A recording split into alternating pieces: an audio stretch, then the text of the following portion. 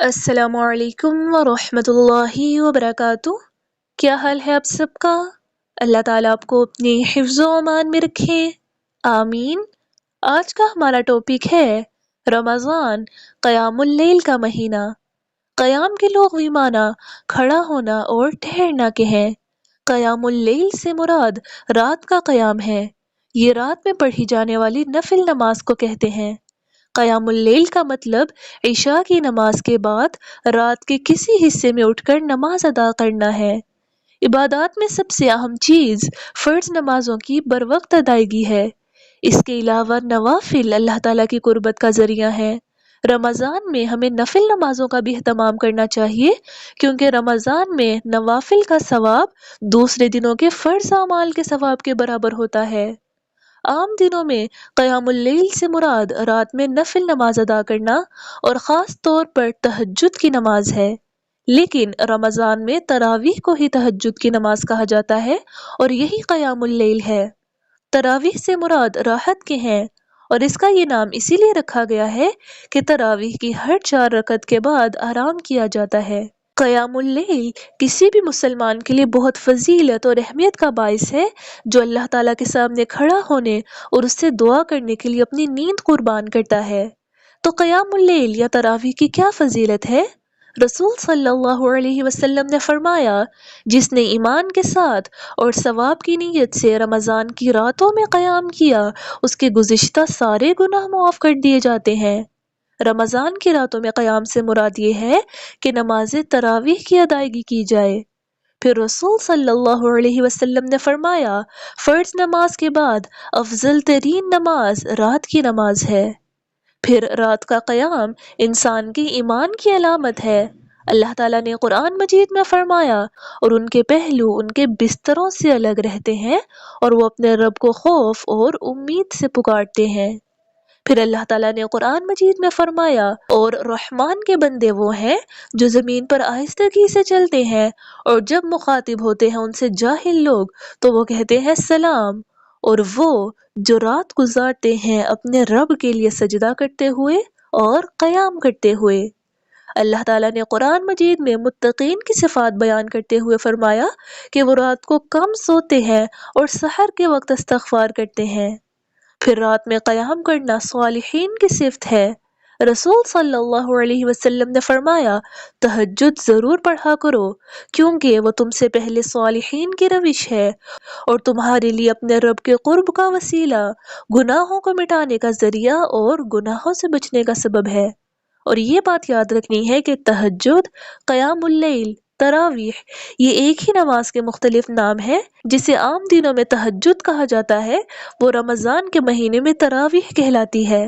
پھر رات کی نماز جنت میں جانے والوں کی خوبی ہے۔ رسول صلی اللہ علیہ وسلم نے فرمایا، جنت میں ایسے بالا خانے ہیں کہ جن کا بیرونی حصہ اندر سے اور اندرونی حصہ باہر سے نظر آئے گا۔ یہ سن کر ایک اعرابی نے کھڑے ہو کر کہا، یہ کس کے لیے ہیں؟ آپ صلی اللہ علیہ وسلم نے فرمایا، جو اچھی بات کرے، کھانا کھلائے، خوب روزے رکھے اور اللہ کی رضا کے لیے رات میں نماز پڑھے جبکہ لوگ سوئے ہوں۔ تو تراویح پڑھنے کی بہت فضیلت ہے، اور تراویح جماعت کے ساتھ پڑھنا زیادہ افضل ہے، کیونکہ اس میں انسان قرآن کی قرات سنتا ہے۔ اور اب نماز تراویح یا تہجد کی مسنون رکعت کتنی ہے؟ نماز تراویح یا تہجد کی مسنون رکعت 8 ہیں، لیکن اگر اس کے علاوہ کوئی نفل ادا کرنا چاہے تو اس کی کوئی حد نہیں، جو جتنی چاہے ادا کر سکتا ہے، لیکن سنت رکعت 8 ہیں۔ ایک صحابی نے عائشہ رضی اللہ تعالی عنہ سے پوچھا کہ نبی صلی اللہ علیہ وسلم رمضان میں رات کو کتنی رکعات پڑھتے تھے؟ انہوں نے جواب دیا کہ آپ صلی اللہ علیہ وسلم رات میں 11 رکعات سے زیادہ نہیں پڑھتے تھے، خواہ رمضان کا مہینہ ہوتا یا کوئی اور۔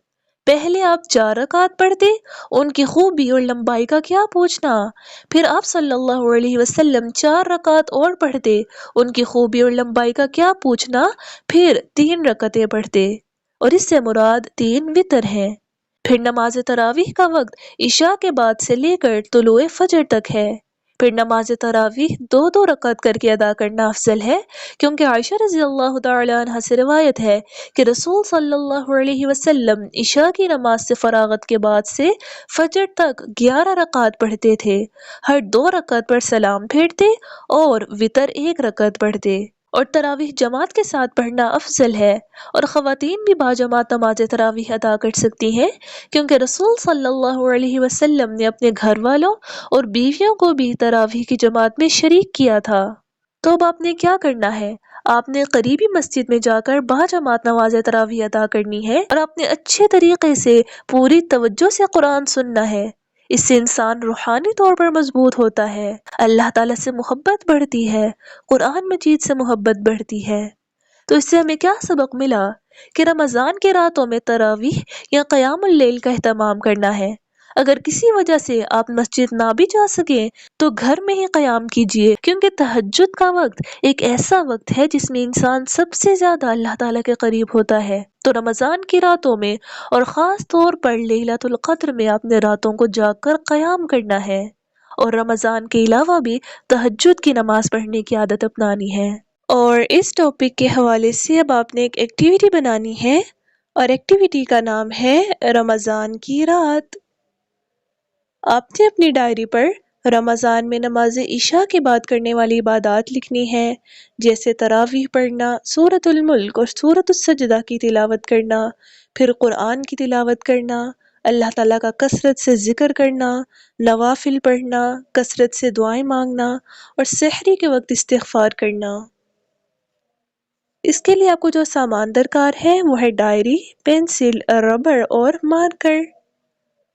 اب آپ نے اپنی ڈائری پر رمضان میں نماز عشاء کے بعد کرنے والی عبادات لکھنی ہے، اور اس ایکٹیویٹی کا مقصد یہ ہے کہ آپ کو یاد رہے کہ آپ نے رمضان میں رات میں کون کون سی عبادات کرنی ہے، کیونکہ نماز پڑھنا، قرآن پڑھنا، دعائیں پڑھنا، اللہ تعالیٰ کا ذکر کرنا، یہ سب عبادات میں آتا ہے۔ تو آپ نے رمضان کی راتوں میں خاص طور پر اچھی طرح عبادات کرنی ہے۔ اللہ تعالیٰ آپ کی مدد کرے، آمین۔ السلام علیکم ورحمۃ اللہ وبرکاتہ۔